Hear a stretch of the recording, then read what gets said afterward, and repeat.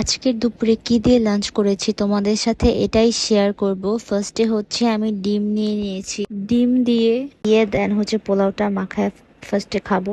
আজকের মেনুতে ছিল হচ্ছে পোলাও, গরুর মাংস আলু দিয়ে রান্না করা, আর হচ্ছে ডিম ছিল, ডিম সিদ্ধ করে ভুনা। বিকজ আমার আম্মুর হচ্ছে ডিম দিয়ে পোলাও খেতে মজা লাগে খুবই, সো আমাদের ওইটাই হচ্ছে বাসায় রান্না করা হয়েছে। প্রত্যেকটা খাবার হোমমেড। দেন আমি সালাদের সাথে মরিচ নিয়ে ভালো মতো মাখায়া দেন হচ্ছে আমি খাবো। বিকজ বাসার খাবারের টেস্টই অন্যরকম, বাইরের খাবারে একটু ভেজাল থাকে, সেটা সবাই জানি আমরা।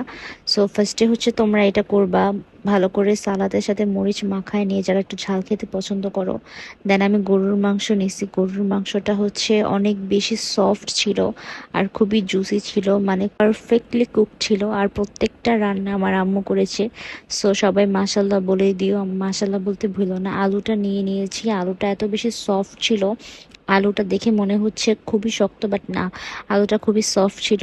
দেন আমি আলুটার সাথে খুব সুন্দর করে মাংসটা মাখায়া নিয়ে হাতে দেন আমি হচ্ছে খাচ্ছিলাম। দেন একটু ঝোল নিয়েছি, একটু আলু নিয়েছি, আলুটা খুবই সফট ছিল। সাথে আমি মাংস নিব। তোমরা কে কে আছো যারা সলিড মাংসের পিস থেকে একটু তেল আলা মাংসটা পছন্দ করো বেশি? আমার তো পার্সোনালি সলিড মাংস থেকে এই মাংসটাই পছন্দ। সো ভিডিওটা ভালো লাগলে লাইক কমেন্ট শেয়ার করে দিও, অ্যান্ড সবাইকে থ্যাংক ইউ ভিডিওটা শেষ পর্যন্ত দেখার জন্য।